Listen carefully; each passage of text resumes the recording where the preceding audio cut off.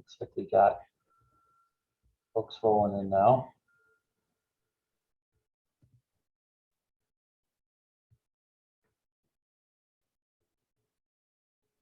All right, we'll give it a couple of minutes to let folks get in, and then we'll get started.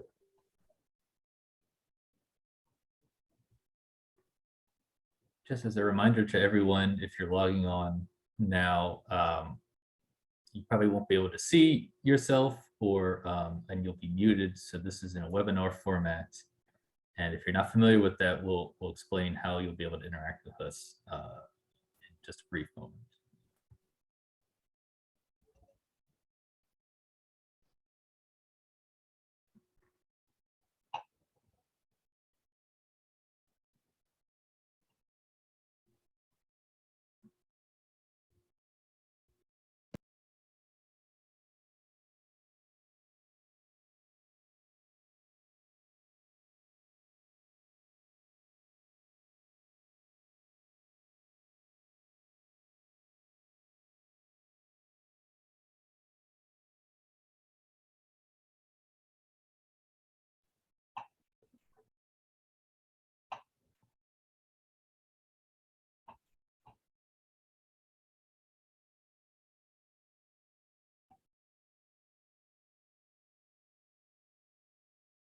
All right, Brian, what do you say we go ahead and get started? All right.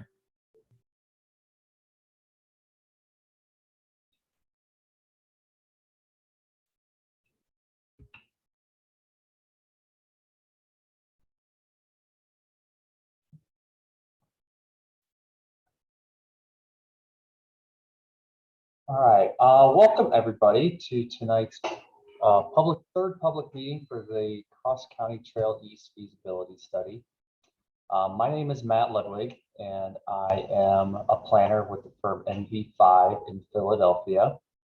And we will be going through a presentation over the next few minutes to give everybody a background on the progress that's been made on the project. And then we will open it up to questions and answers. As Brian just said a minute ago, everybody is muted right now. If you have any questions during the presentation, you can go ahead and type them into the Q&A box. That's a part of the Zoom platform, and then we will get to all those questions at the end. And then as you think of them throughout the presentation, type them in, or we'll be going through those. And if you think of any more, we can address those at the end as well. Brian, I'll let you introduce yourself before we get started. Sure. I'm Brian Olszak. I'm a senior open space and trails planner with the Montgomery County Planning Commission, and I'm the project manager on the Montgomery County side for this project. And Montgomery County is the sponsor of this project. We hired Matt and his NV5 team as a part of this feasibility study process, and which we're just about nearly finished on. And Matt will go through a brief presentation summarizing where we've come so far, and some details on our updates. All right, thanks, Brian. Yeah, so if you've been a part of our previous two public meetings, you have seen this slide already. This just gives you a sense as to where this project is located within the outline of Montgomery County and the Greater Circuit Trails Network. But this is located in the southeastern corner of Montgomery County.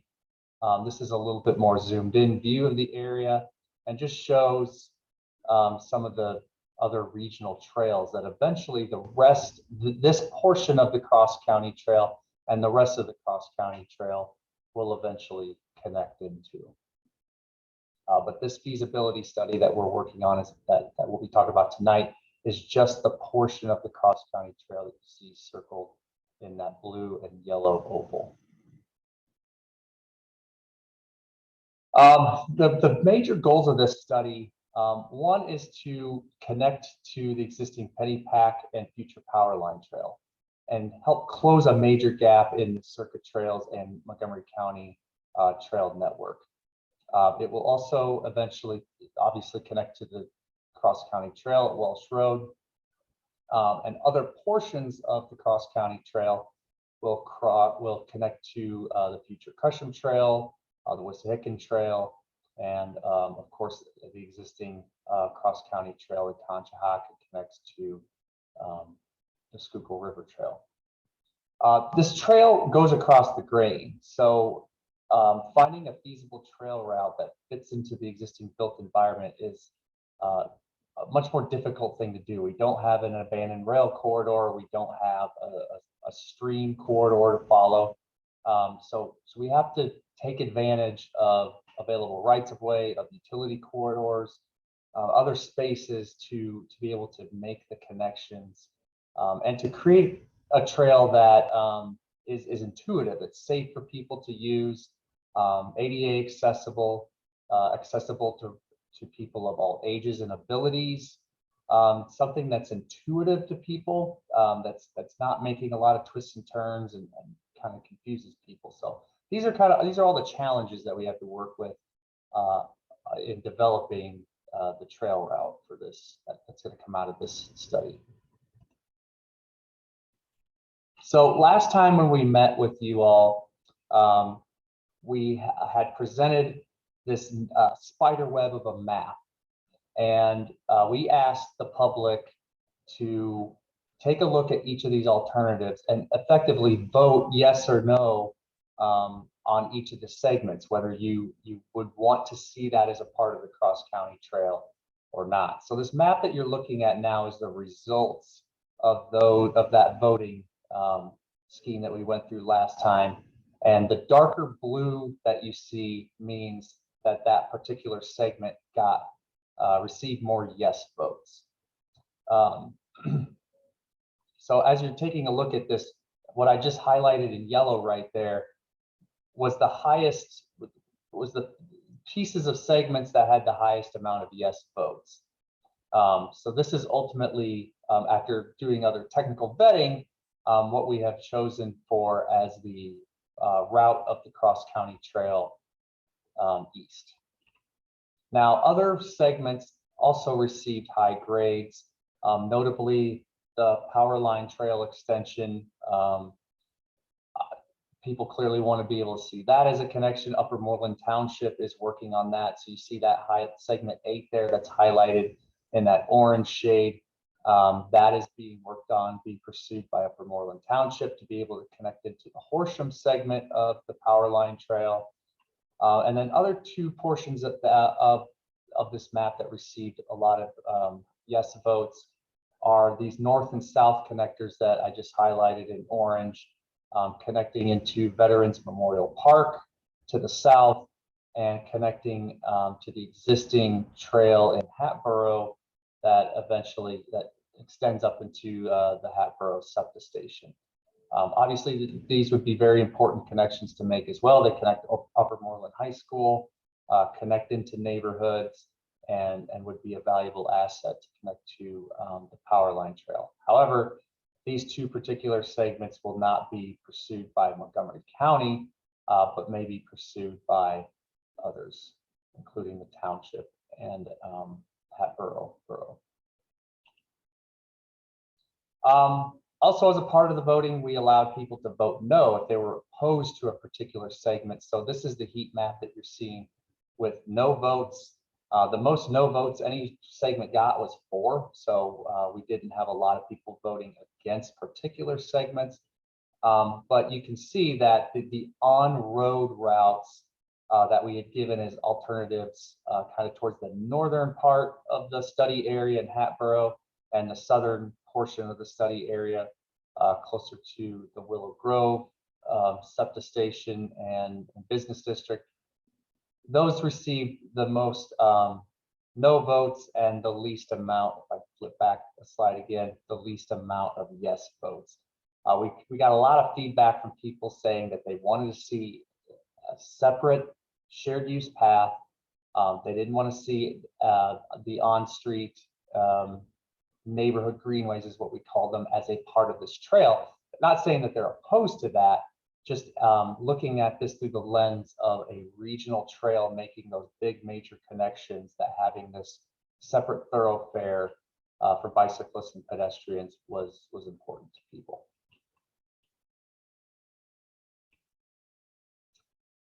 So this trail that's coming out of this feasibility study is going to be broken down into 3 separate sections that will move forward into the engineering and construction phases.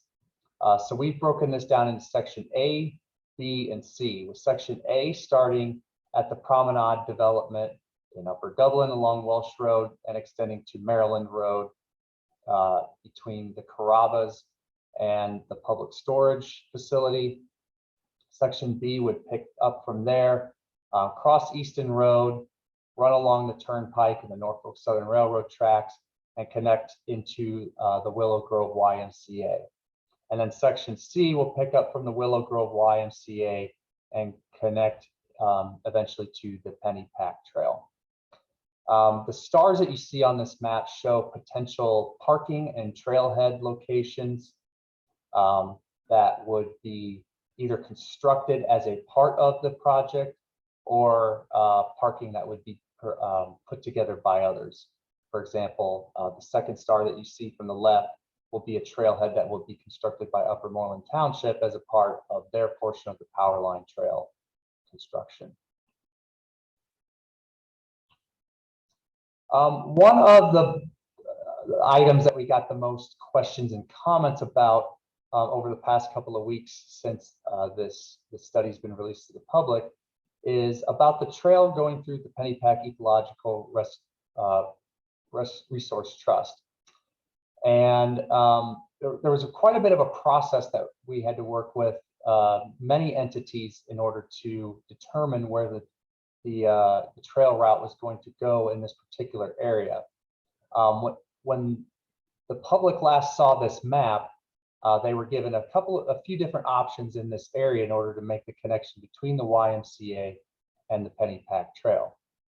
And when we looked at, you'll see segment number 22 there on the north side of this map. That runs along Davisville Road and then runs parallel to the Norfolk Southern Railroad tracks before getting into Masons Mill Park. This path had the least amount of ecological concern. But the biggest constraint was that the straight east-west portion that you see where the number 22 is, it is located within Norfolk Southern right-of-way. We had several meetings with Norfolk Southern. We put together a lot of materials for them to study. Ultimately, they determined that they were not going to allow the trail to exist within their right-of-way. So then we took a look at the possibility of potentially putting the trail further to the south, just beyond the limits of the Norfolk Southern right-of-way, where you see that red line on the map. This property is owned by a combination of Upper Moreland Township and the Pennypack Ecological Resource Trust. And in working with those two partners and taking a look at the ecological habitats, the resources that exist in those areas, the topography, all parties agreed that it wouldn't be favorable to put a brand new shared use path through this area to clear out those areas. There really wasn't a path forward in that, if you will. This orange shaded area that you see here, that's really, there's a lot of sensitive habitats in that area, floodplain, floodway. There's a lot of constraints, both physical and ecological. So the next step was taking a look at, okay, if we were going to go to the south where along Pennypack Parkway, where the number 21 is located there, is that a better way to go compared to being on the north side of Pennypack Creek? Pennypack Parkway is already 10 to 13 feet wide. So in putting a a circuit trails type of shared use path in this location. There's very little, if any, clearing that's going to be needed on Pennypack Parkway. On Pennypack Creek Trail, which is the number 25 there, there will be a little bit more clearing that is required in that, but we are going to take a look at, we'll be working with PERT in order to take a look at potentially taking advantage of other areas, especially upland areas that get away from Pennypack Creek. But the trail in this particular area, following segments 21 and 25 here between YMCA and the Pennypack Trail, we would be looking at a crushed stone surface similar to the existing Pennypack, the Montgomery County Pennypack Trail. I'll get to a slide here in a second that'll kind of compare what that'll look like.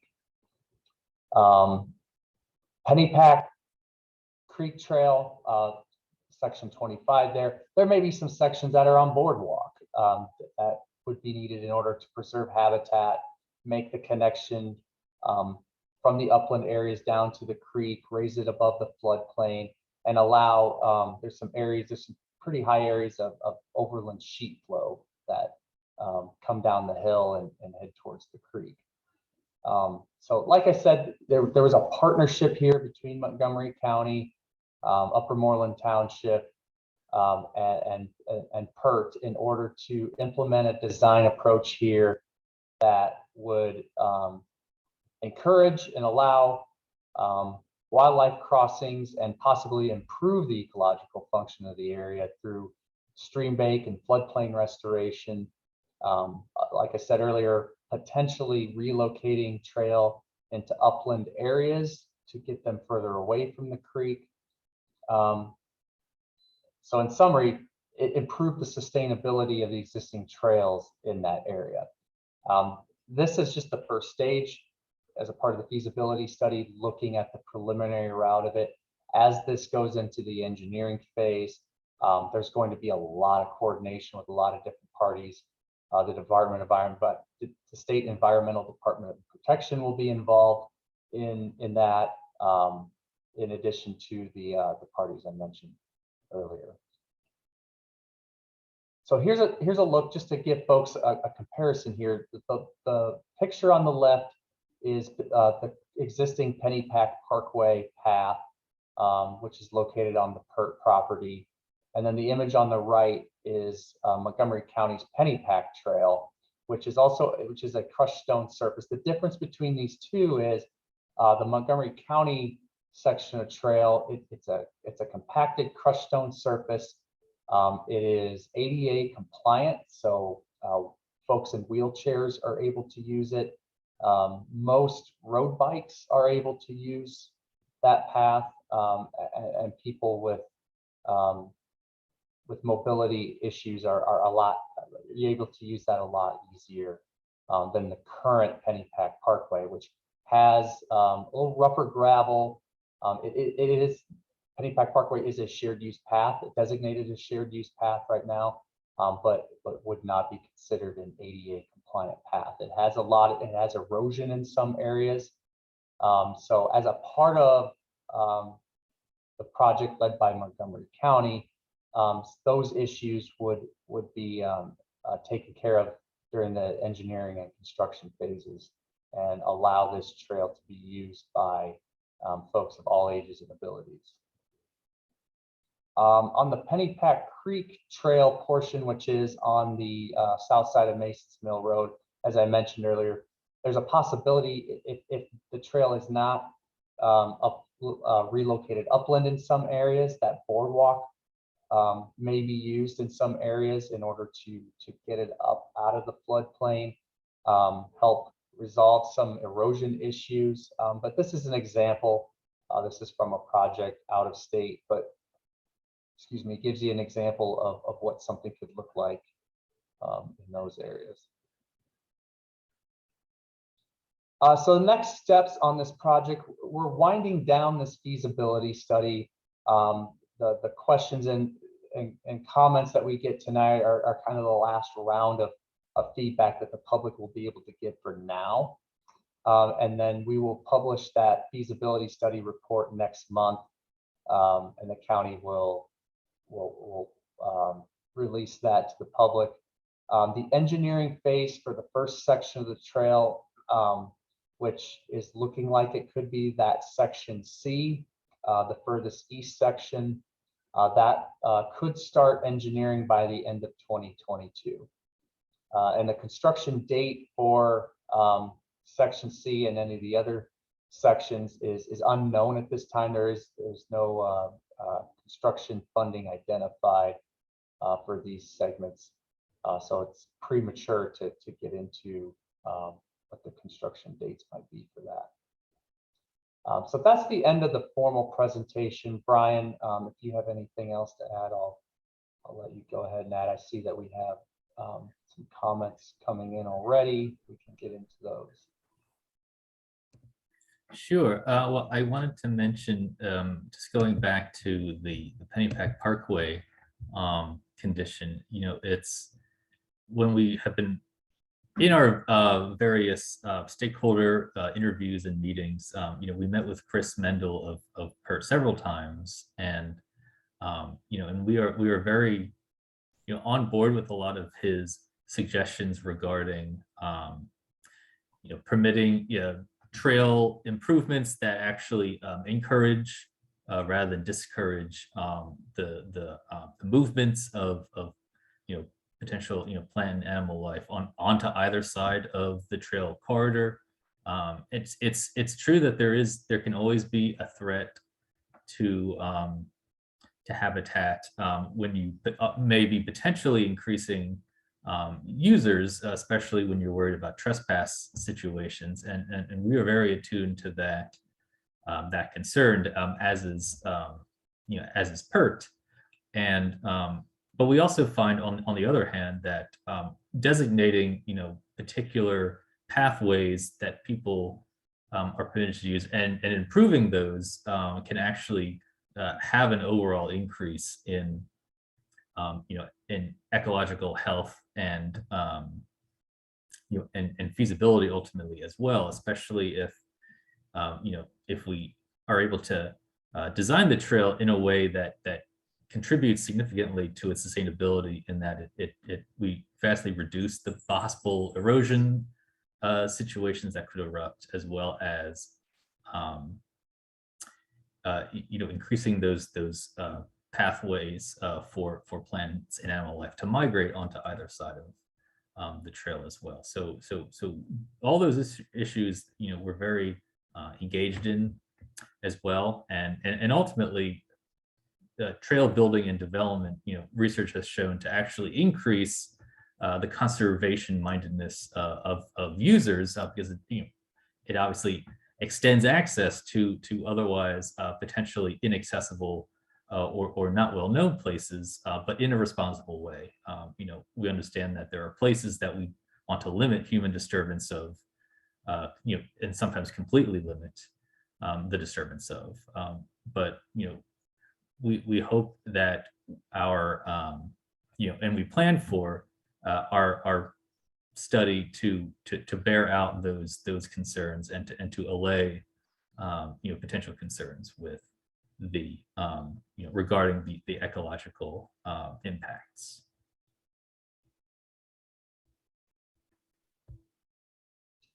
Brian, we got one question in from Dominic, and he is asking, I understand that separated trails are preferred, but in some areas a greenway through trail within neighborhoods or bike boulevard works better. How easy will it be for someone to follow signage to continue to the next section of off-road trails through these sections? So that, for this particular project, there will be no bike boulevard sections. It will be all separated trail for this entire project. Oh, I take that back. I do take that back. The Pennypack Road section of project will essentially be a bicycle boulevard. There is a portion of the path, and I could pull up the concept plans to show that.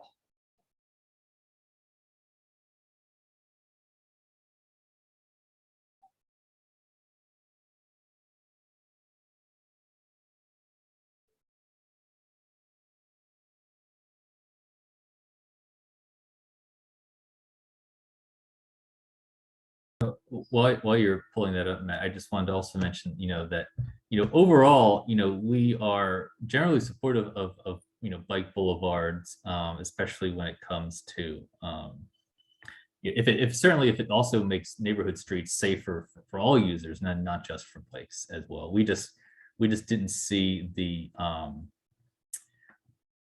with this particular project, we didn't see that any one feasible bike boulevard option necessarily for this trail, only because our goals were primarily an off-road trail.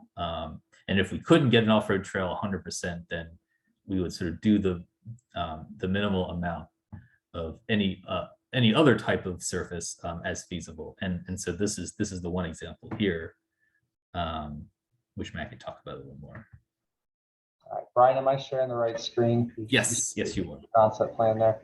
Yep. So yeah, and this is subject to change in this area as wetland areas are flagged out, and we get into that permitting with DEP and working with property owners. But the idea is that we'd have a shared use path that comes up to Pennypack Road, and especially this eastern portion of Pennypack Road where it serves just a handful of residents. You have a very, very low traffic count throughout the day. Pennypack Road is 19 feet wide in this area, so there's plenty of space for a single vehicle to pass, people that are walking or biking on this road.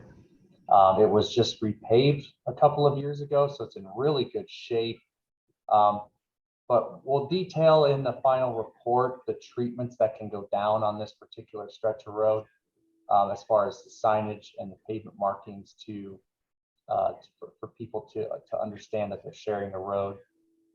If other people on the call tonight are familiar with the Schuylkill River Trail just south of Norristown, there's a section where it actually is a share the road situation, very similar to this. You almost don't even notice it or feel it, but it's a driveway to a wastewater treatment plant. And it's a wider section of trail that does allow vehicular traffic on it. But this would be a very similar kind of situation. This road is a dead-end road, so we don't have any through traffic coming on it, and it has a very low speed. So again, going back to those, trying to limit the effects to the environment, the ecology in this area, it was just best to be able to use that existing road given the low volume of traffic on it.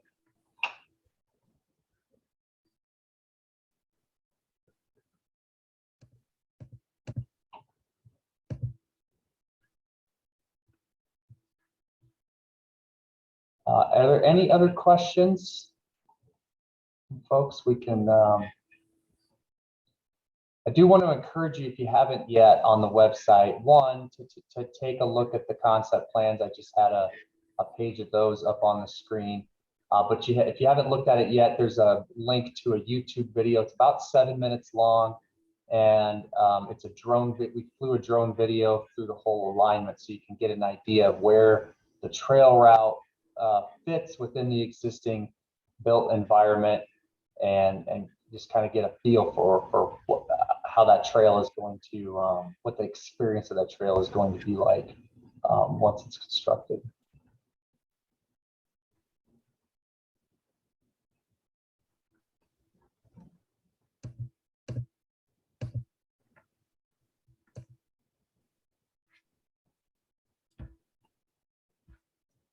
Matt, if you would, I can relay a question that was not included here, but was asked of me earlier regarding the westernmost section of our trail, sort of in the Upper Dublin, Upper Moreland border area. I wonder if you could just describe to us sort of what that border area looks like, and what are some of the suggestions that we're proposing in the plan for potential, changing of some streets.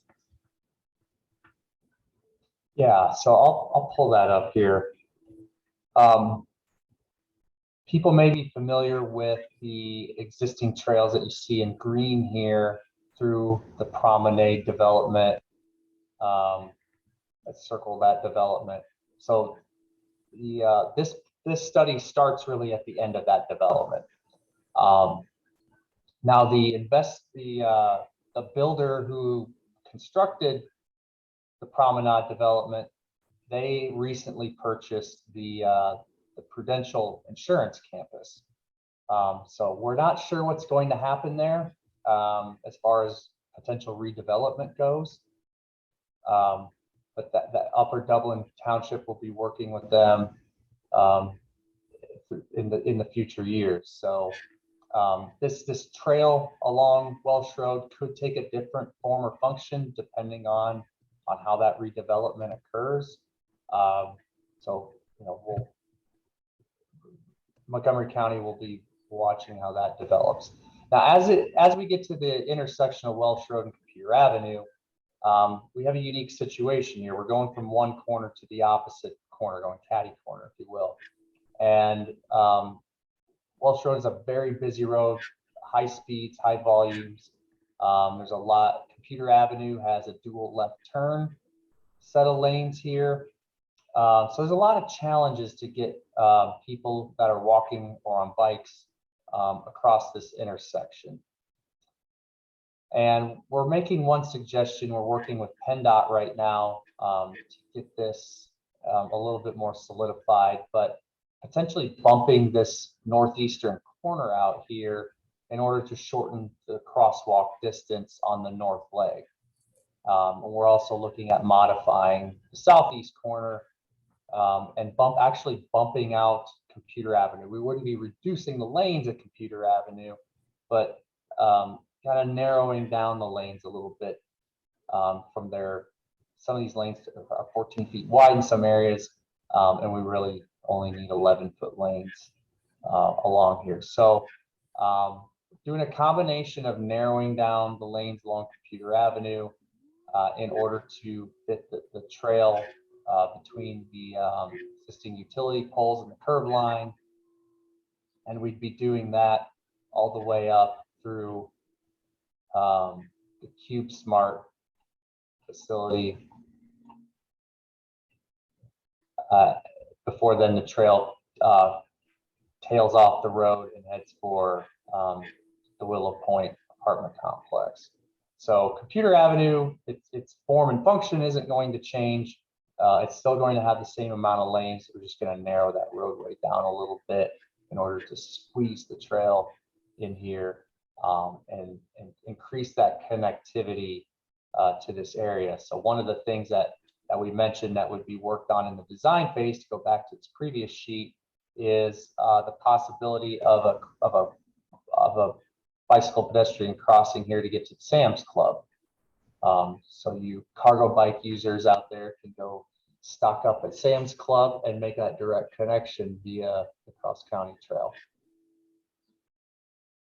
Yeah, and as Matt mentioned earlier, this having this alignment along Computer Avenue actually improves pedestrian and bicycle connectivity to this area, because there are no current sidewalks in this section here, and that was something that we noticed early on to sort of make sure that if we were considering routes elsewhere in this particular area, that it would be okay to duplicate connectivity, but the best bet would have been to sort of add connectivity where it did not currently exist, and this met that condition.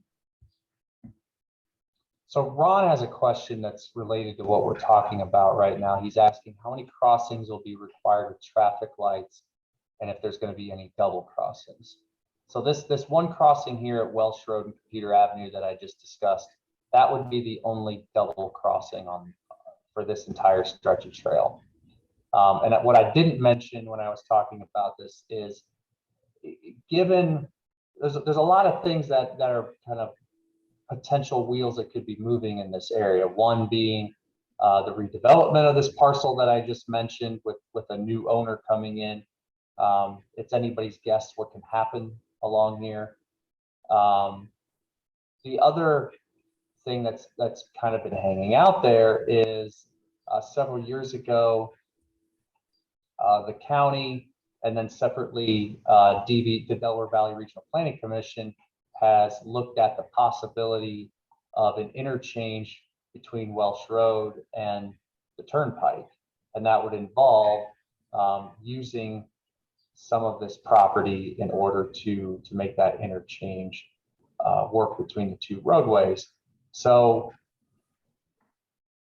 there's not a definite future on the Turnpike interchange. There hasn't been any funding identified for that. It's certainly not in any 5 or 10-year time frame as far as we know. But we're keeping open the possibility that between the redevelopment of this parcel, between the possibility of an interchange which would reconstruct the bridge, Welsh Road Bridge over the Turnpike, that would be the opportune time to take a look at a possibility of a grade separated crossing where, for example, this is just an example and we're not saying this will actually happen, but if this bridge was reconstructed, the Welsh Road Bridge over the Turnpike was reconstructed, you could look at the possibility of running the trail underneath Welsh Road, parallel to the Turnpike, and then coming back up along Computer Avenue. That has not been formally studied as a part of this feasibility study. That would have to be looked at in a lot more detail in a separate kind of advanced study that's just looking at this intersection. There's utilities underneath the roadway. There's impacts with where the bridge structure would go. There's a lot of variables that we just were not able to take a look at in this phase of planning. But to go back to Ron's question about crossings with traffic lights, there's going to be several crossings with traffic lights. We're making recommendations in order to try to keep those as safe as possible. I mentioned at this particular crossing by bumping out the corner, temporarily reducing that third lane here in order to shorten the crossing distance, tightening up the corners so that right turns can't be made very fast, potentially banning right turn on red at certain intersections. We haven't gotten into the traffic analysis part of the project yet, so some of those things are to be determined in the future engineering phases. But especially with redevelopment occurring on this parcel, there's an opportunity to take a look at reimagining this side of the Blair Mill Road intersection and narrowing that down, making it safer for people to walk and bike across. To go further down the line, at Maryland Road and Eastern Road, this is another major crossing. There's already a crosswalk in this location. So the trail would be utilizing that existing crosswalk, albeit a widened shared use path going from a 5-foot sidewalk to a 10-foot wide shared use path. The next crossing at York Road, this area presented a challenge for us in looking at this. To kind of go back to talking about Norfolk Southern, in a perfect world, we would have ramped the trail up. We would have done a bridge over York Road and then come down on the other side.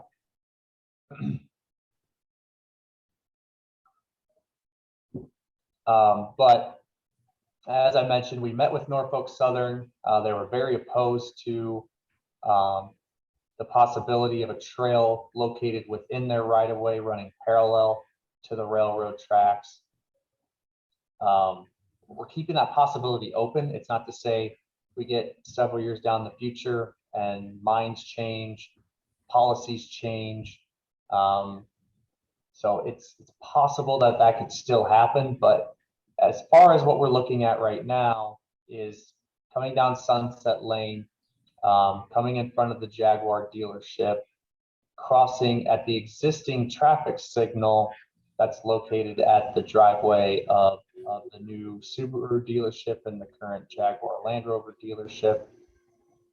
And then coming back down the side of the road before we continue in the green space south of the Subaru dealership. Some people might be wondering why. Well, why don't we just put a direct connection across this area right here? And with the traffic signal at Turwood Road and the traffic signal at the car dealerships, having another signalized crossing at this location could potentially cause traffic issues in the area. Typically, PennDOT doesn't like to have traffic signals that close to each other, so we have to be sensitive to that.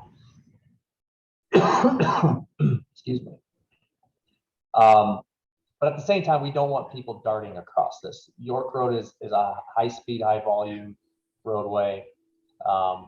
We don't want people to think that this is going to be a shortcut. So there will definitely be some measures in place in order to encourage people to go up to the traffic signal. Honestly, with as much traffic that there is on York Road, it's going to be quicker to just go up to the traffic signal, get the signal, cross, and then come back down, because otherwise you would just be playing Frogger in this area, and it's just far too dangerous to be doing that. But yeah, continuing to go to the east, this is off topic of Ron's question, but we did get permission from Norfolk Southern to cross their railroad tracks at this particular location. They have a very wide overpass up the SEPTA-Warminster line, and as long as we're crossing perpendicular to the tracks, they had less of a problem with that, and we're not crossing at grade. We keep a grade separation. Railroads absolutely do not like at grade crossings, so this was the best way for us to get across Norfolk Southern. They are allowing that use of their right of way. But once we get east of the YMCA, we would cross Davisville Road at that traffic signal. Again, there's already a crosswalk at that location as well. There's brand new traffic signals that went in when the YMCA was built. So we would take advantage of that location. And then the only other roadway crossing that's left is at Mason's Mill Road, just south of Mason's Mill Park. And what we'll be looking at in that location is what's called a rectangular rapid flashing beacon. It'd be the same kind of setup that's on Byberry Road, where the Pennypack Trail crosses Byberry Road just around the corner from here. It would be a light that's activated by the trail user.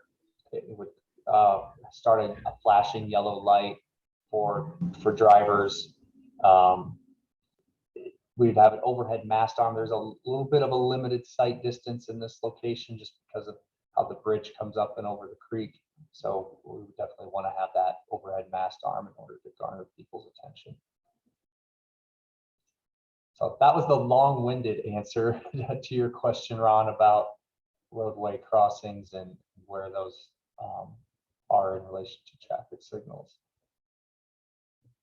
I can also say, relevant to Ron's question, is that sort of operationally speaking, one of our goals is to always sort of look for the better alignments that do not necessarily or may not necessarily require a street crossing, because every time there's a street crossing, there's always that sort of little bit of risk that we introduce into the equation. And so if we had two opportunities, one required a crossing and one didn't, then we typically wanted to do the one that did not require a crossing. And so that was one of the many sort of values that guided our overall alignment process as well. So just for that specific reason, in terms of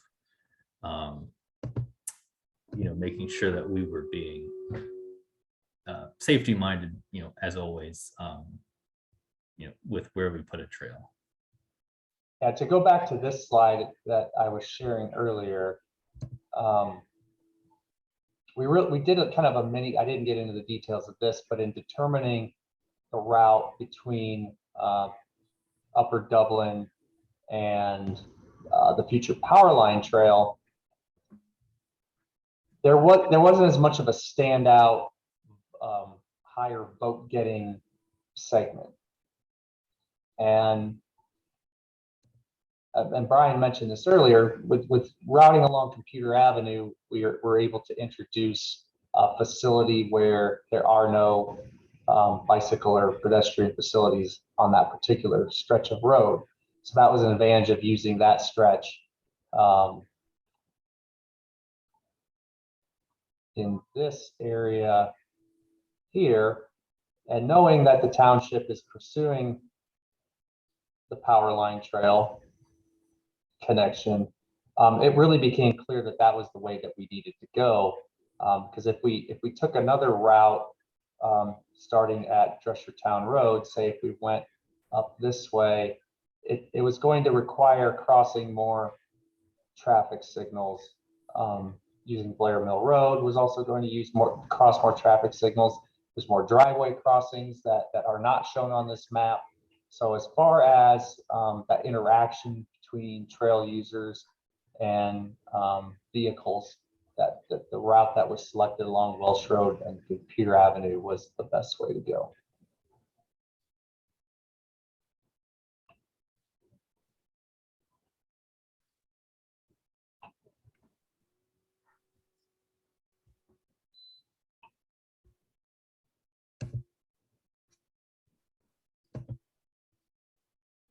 All right. Well, yes, please feel free to drop your questions in the question and answer box if you'd like. Or if there's anything that you like about the project, you don't have to have a question. You can just True. Yes. any comments. Yes, comments are also welcome as well, or thoughts.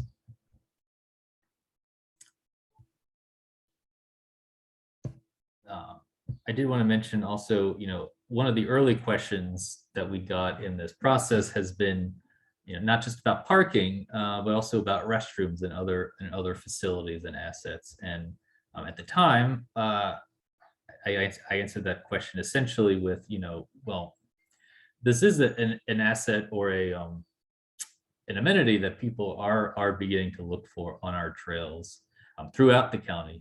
In our more heavily used areas such as the Perkiomen Trail, we do have, and even actually at one of our trailheads on the Pennypack near the Byberry, there are porta potty situations. So they're not permanent plumbing fixtures, obviously, but they do serve a purpose. And and so we hope to hopefully use the leverage of new development to try to in this area to also leverage possible amenities through the land development process as well.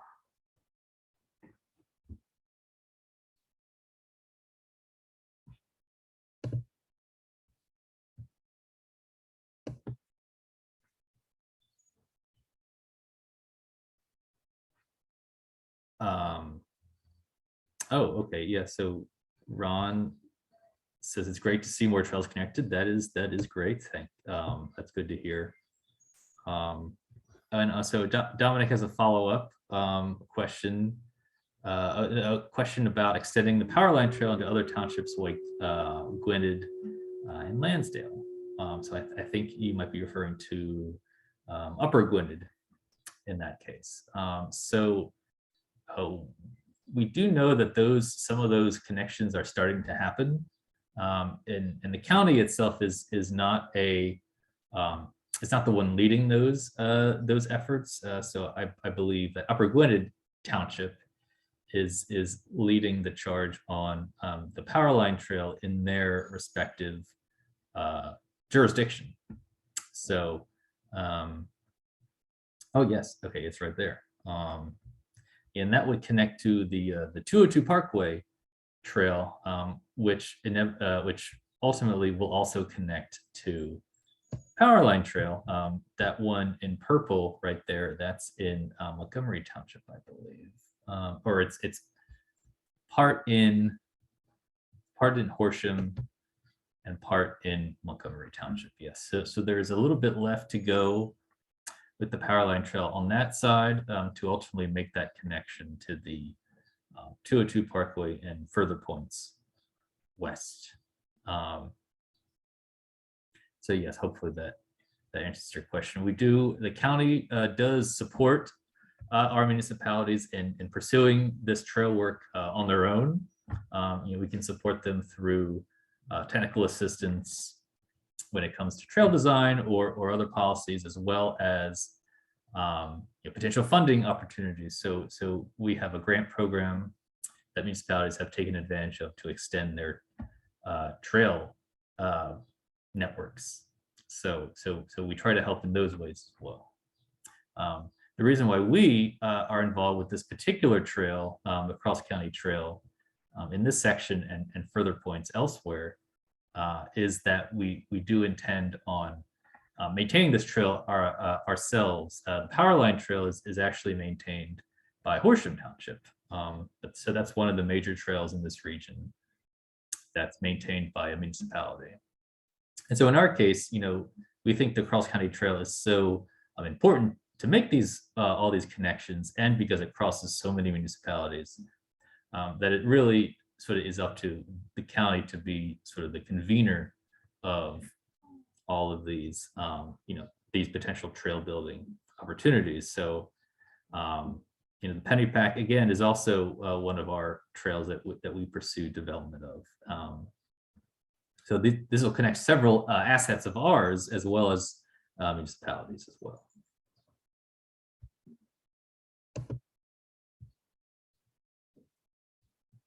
And then in addition to that, too, as far as the rest of the Cross County Trail goes, Upper Dublin is working on constructing portions of the trail between Welsh Road and down in Fort Washington area. And then the county will also soon be starting a study looking at the gap between Fort Washington SEPTA station into Fort Washington State Park, as well as the gap between Erdheim Farms and the Germantown Pike. The county just recently finished a study looking at a very complex, a very long bridge over Germantown Pike that would connect the existing portion of the Cross County Trail over Germantown Pike. That's a pretty busy intersection, and definitely wanted to do a grade separated crossing at that location. So there's a lot of exciting things going on right now, and we'll all get to see the fruits of that labor in the next few years.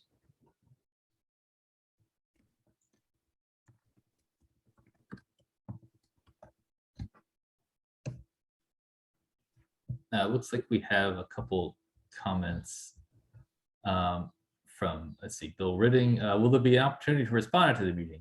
Yes, there will. In fact, I'm typing in the website, our project website right now, which does have a comment form, which you can submit comments or questions beyond this meeting. And actually, on there, it stated that the deadline was today, but we can extend that through the end of our process, which is by next week. June 30th is around the time that we're beginning to wrap up this. Oh yeah, Matt, you got it in there. That's good. Oh wait, I think that was just to. That's just to the main page, to the project page. Once you're at that project page, you can then click the link. It's on the right side of the page under the feedback for Cross County Trail East. Great.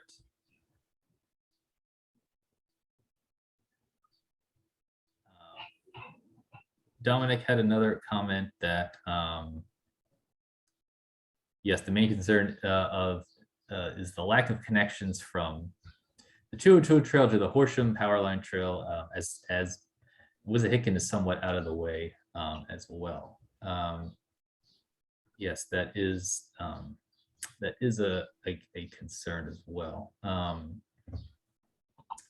The Wissahickon, there are many parts of the Wissahickon Trail are maintained by an organization called Wissahickon Trails.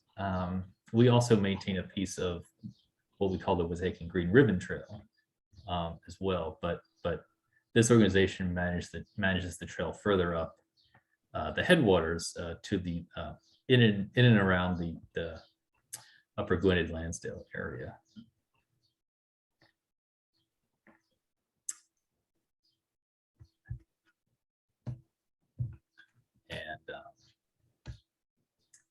And Bill Redding also comments on the importance of restrooms. Yes, this is again, this is definitely something that we want to look at,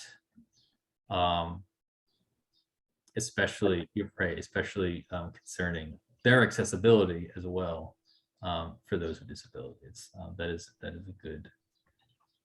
a good point. And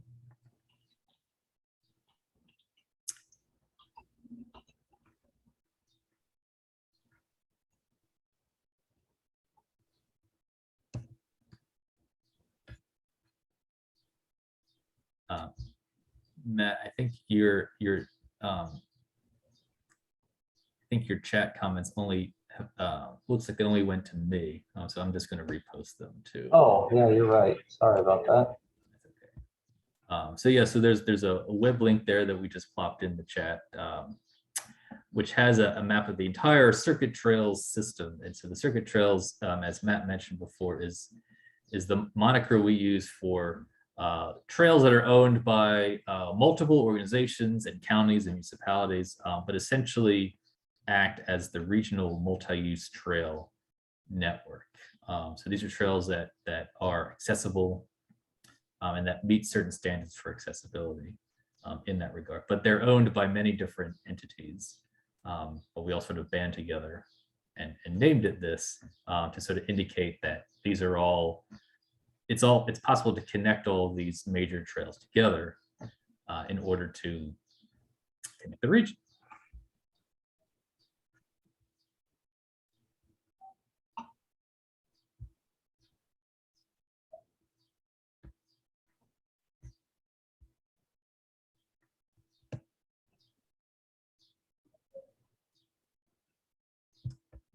Matt, I'll relay another question that was told to me, but for the benefit of everyone here, I'll ask you so that you may answer it.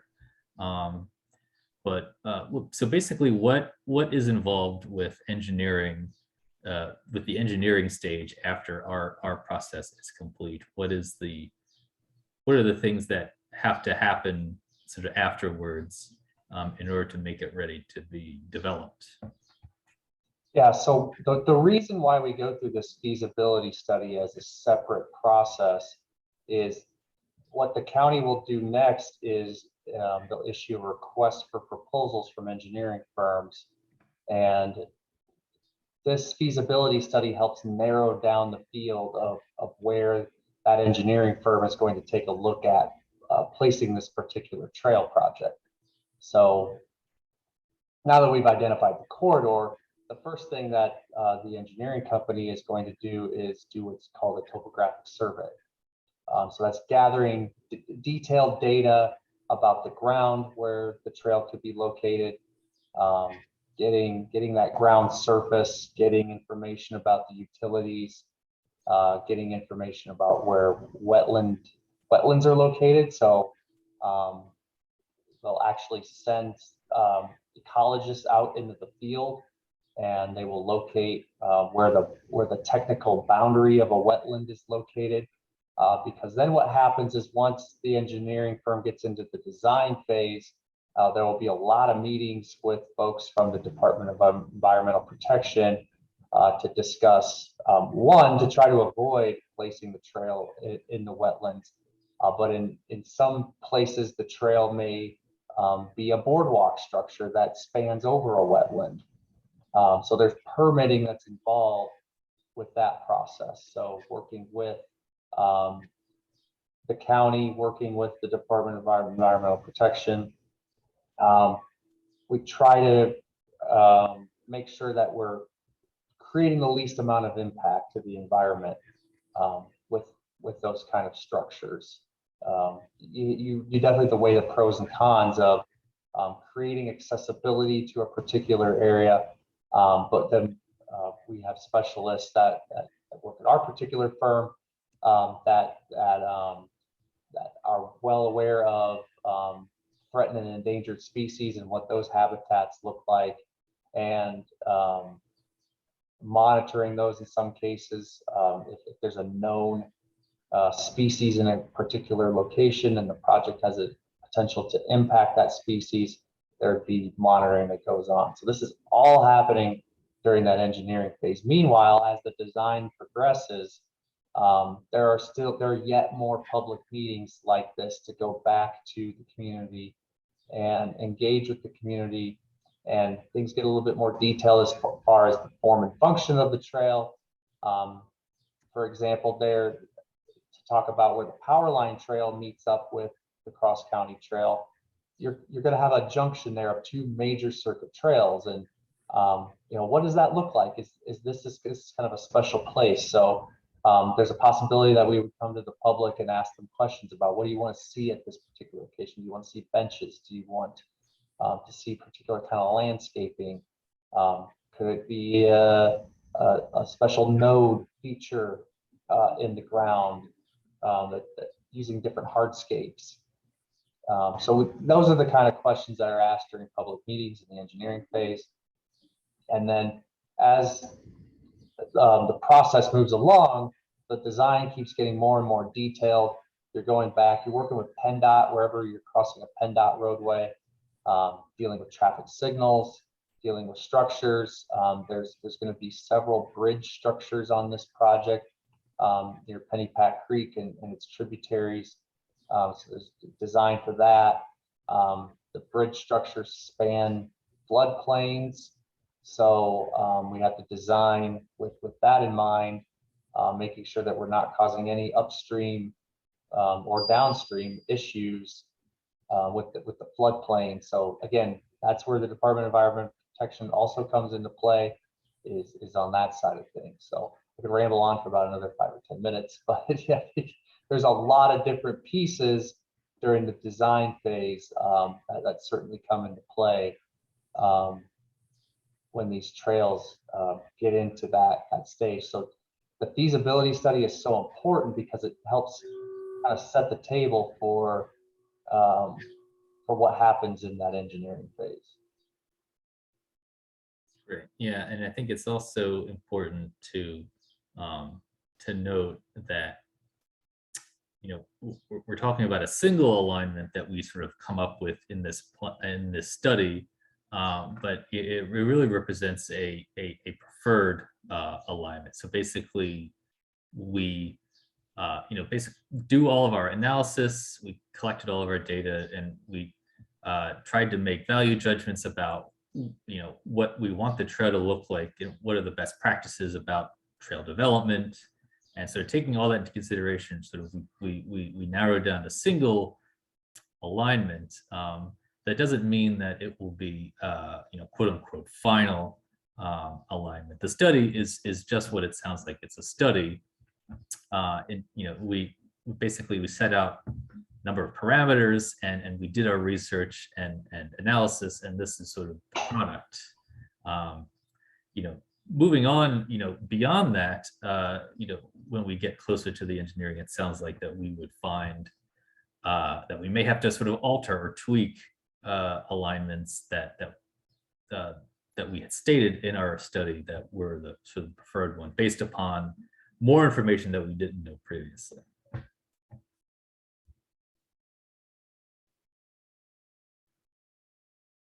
And that's always, our goal is always is to try to be as to sort of be upfront about our assumptions as possible as well.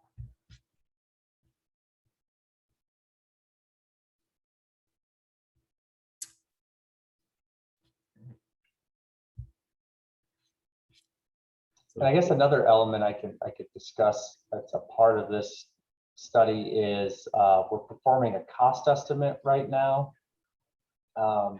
So the county wants to get an idea of what as we mentioned earlier, there's 3 separate sections of this trail that we're breaking it down into for the engineering and construction phases.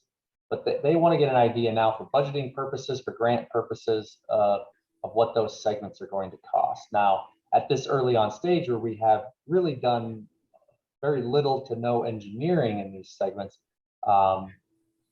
it's a high level guess, a high level estimate, I should say, and there's a certain level of contingency that's put into it. But then it starts to give you an idea of what things are going to cost, and the county can start putting those things together.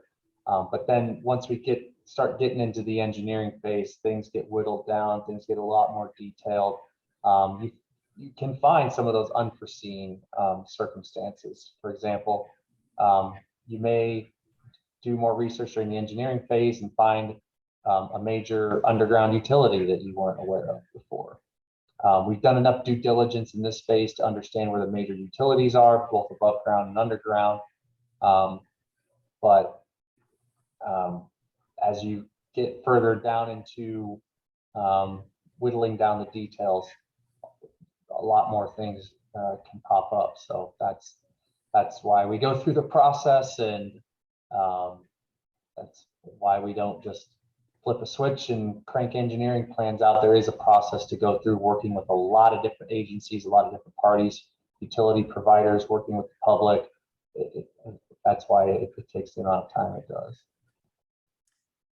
Right, right. And what we didn't talk about as well is sort of the prospect of doing the needed acquisitions of right of way that we may need, and that itself takes time as well, especially, and it has to be based upon a pretty close to, it needs to be relatively engineered in order for us to understand exactly how much right of way we'll need in certain places. So that also is a component that is informed by the engineering as well. And the good news about this study is we've identified the parcels where easements may be needed, and we have started to engage with property owners. They get a sense as to what the improvements are going to look like, and there's no surprises down the road. But the biggest goal, one of the biggest goals of this study, is to try to identify a route that does not have to use a lot of easements. That too is a long process, and you can hit roadblocks going through that process. So we obviously want to use as much publicly available land as possible. We actually just met with PICO today to discuss the use of their utility rights of way. PICO has been a great partner in the past. Obviously, with the power line trail within their power line easement has been a great community asset. So we want to try to take advantage of those utility corridors. Try to create, at the same time, create a user experience where people are excited about going to these facilities, and they make the right connections. Definitely. So we have about 20 minutes left in our time together, and feel free to. And we haven't lost anybody yet. They're still sticking around, listening to us talk during this open house. That's right. It's like a radio show, maybe.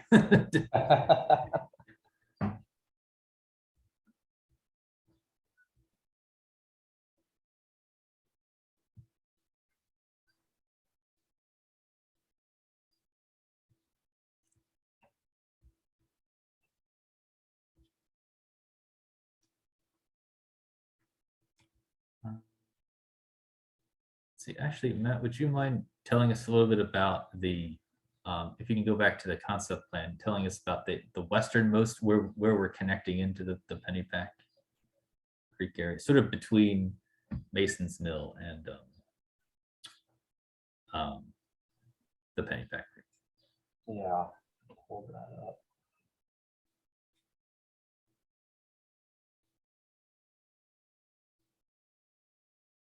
So yeah, this is the easternmost stretch of the trail of the feasibility study before it connects into the Pennypack Trail. And as we mentioned earlier, we've been working with PERT to take a look at the alternatives in this area and try to create the path of least impact throughout here. So right now we show it generally co-located with the current Pennypack Creek Trail is the name of this particular stretch given by PERT, not to be confused with Montgomery County's Pennypack Trail, which is shown in the green line here. But what we'd be looking at is once that gets to Creek Road in this particular location, is then utilizing the existing Creek Road Bridge, which may need a minor bit of rehabilitation, potentially looking at resurfacing the deck. You're gonna have a lot more people. Again, we want to make that ADA accessible. It isn't very ADA accessible today. But one of the things that's going to be studied in the engineering phase is as you get down from the existing Creek Road Bridge here and head towards the Pennypack Trail, it really dives into a low area. And you can tell when Pennypack Creek floods that this area in here floods as well. The existing trail has a pretty decent amount of damage in this area. So what will have to be studied here is the possibility of a boardwalk structure that's up above this low area and makes that connection between the bridge and the Pennypack Creek Trail. The second reason we want to look at that is from an accessibility standpoint. It's a very steep downhill on either end. And go back to the ADA thing I just mentioned earlier, that's not accessible either. But during the engineering phase, there's a lot of variables that go into play here. Studying where the current flood plain is. You can see these sets of blue lines here. The dark blue lines are the floodway. The lighter blue lines are the floodplain, 100-year floodplain. There's what's called a hydrology and hydraulic analysis that's done anytime you're touching a floodplain. And that we work with the Department of Environmental Protection on that. It's a computerized analysis to look at the shape of the floodplain. And when you're introducing a structure like a boardwalk or a bridge into a floodplain, you need to analyze how that's going to affect and change the floodplain. The goal is to not change the floodplain at all for obvious reasons. So that's going to be a major focus of the study in the engineering phase is how to improve the usability between the Creek Road Bridge and the Pennypack Trail. Yeah, it's interesting with the current Pennypack Creek Trail of PERTs and the Pennypack Parkway. These are very old and even historic. Basically cartways, for farms and old public roads, which for lack of a better term, were vacated.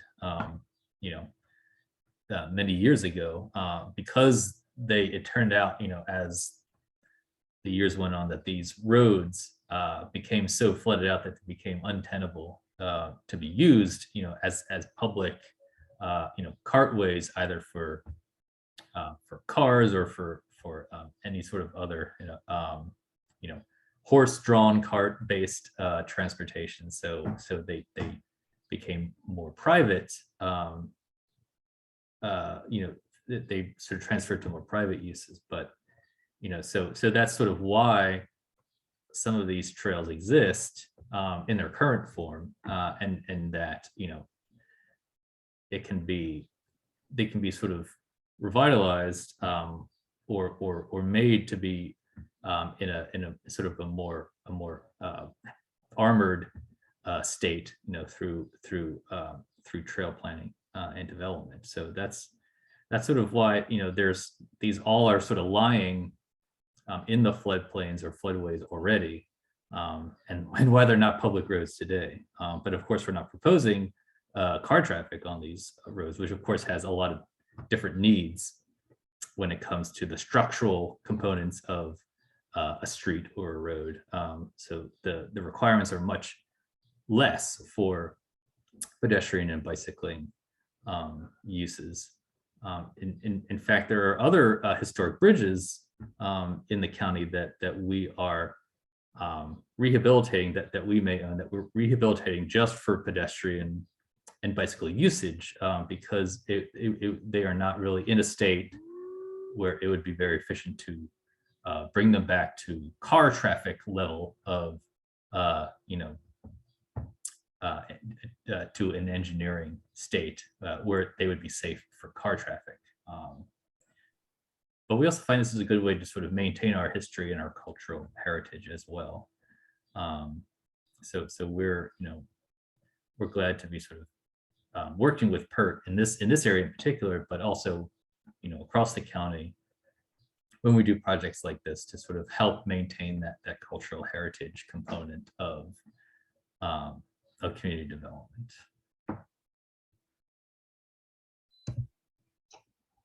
Dominic is asking if the feasibility plan includes bike stations with air pumps and tools for fixing flats and mechanicals every so many miles, as you've seen along the Schuylkill River Trail.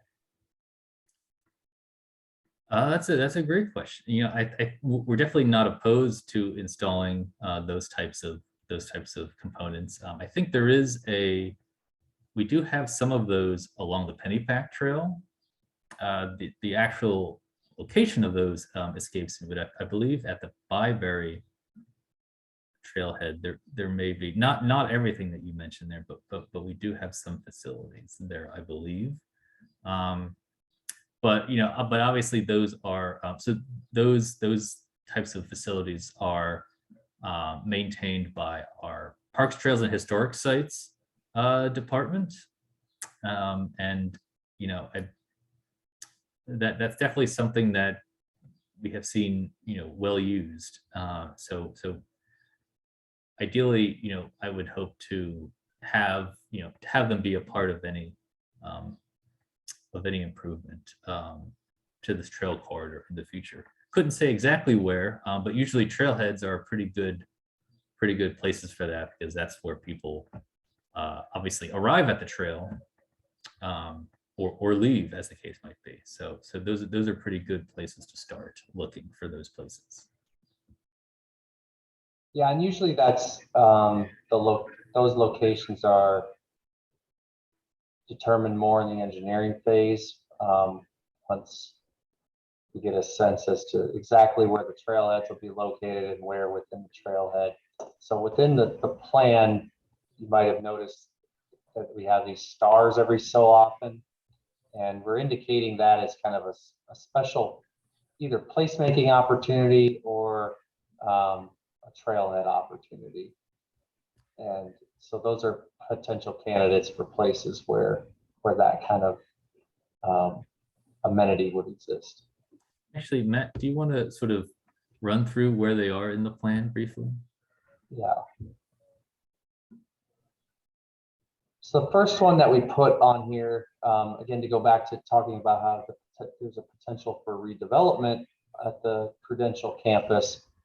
We're just keeping the idea open that this area here is a wetland area.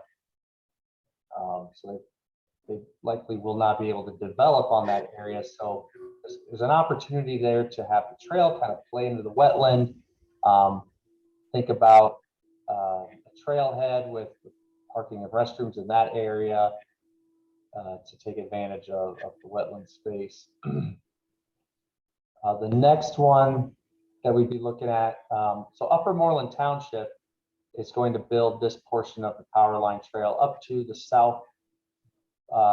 section of Maryland Road, and they will have a trailhead and parking lot at that location that they would build as a part of that project. Montgomery County will build this short section of the power line trail between Maryland Road and the Cross County Trail. But at that intersection, this is what I mentioned earlier, is something that what the county would come back to the public later is, what kind of features do you want to see at this particular intersection node? So because you have two trails coming together at this particular location, this would be a very good candidate for that kind of amenity, the bicycle repair stand.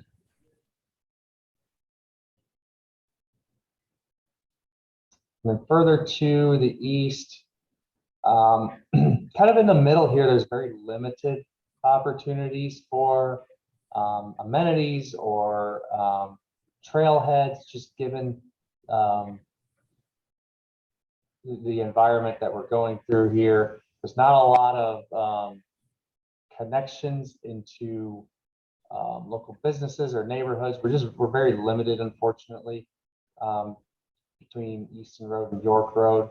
But then once you get past the railroad tracks here, you connect into the YMCA, then we have a lot of opportunities here. So this particular crossing of Pennypack Creek in this location, I think this is going to be pretty cool once it gets built. There's going to be a steel bridge that'll be kind of high up into the air here, going over Pennypack Creek, spanning over the creek, and then excuse me, either a second span of bridge span or about 100 feet of boardwalk running across here, depending on the results of the hydraulic and hydrologic study. But you have an opportunity here within the YMCA parcel for some potential placemaking, a little node here, a place to stop and take a break right along the edge of the creek.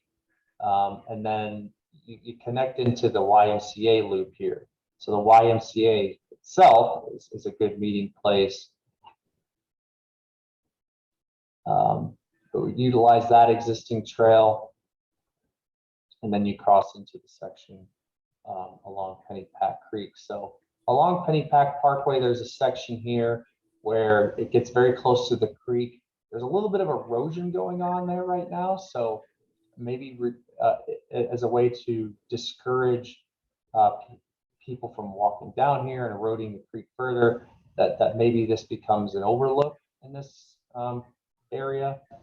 Again, a lot of public outreach, a lot of working with PERT on this particular node. And as we keep going to the east, there's a small little gravel parking lot at Mason's Mill Road. That may be formalized a little bit more in order to maximize how many people can park in that specific area.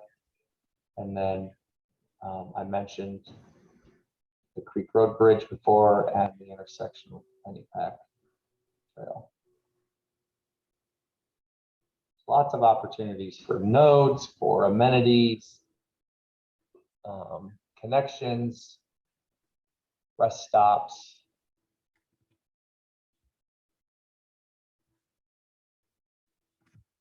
Great, fantastic. Yeah, so we're in the final stretch here tonight. You know, if you have any last thoughts or comments or questions, feel free to drop them in. You know, otherwise, yeah, Matt, unless you have anything that you might like to add, maybe we can sort of yield the 5 minutes back to our public meeting attendees. Yeah, I just would like to say thanks for staying on and listening to us give all the details about the project. We're very excited about getting to the end of this stage and giving the county something to be able to move on into the engineering phases in the upcoming future. So This is a very challenging project. We had a lot of positive feedback from the public. So thank you for getting involved in this project. It definitely means a lot. And to show support for these kind of projects moving forward. Great. All right. Well, yeah, so I'd just like to say thank you all for being here with us tonight. And thank you, Matt, also for your work on this project with us. And yes, and so if you ever have any other questions or comments, we do have the form on our site that you can enter into. Basically, it's good. It will continue to be open until the end of the month, and and I think our emails are also on that website, the montcopa.org/cross-county-trail-east is the website. It's relatively easy to remember, but otherwise, yes, thank you again, and yeah, have a good night and a good weekend.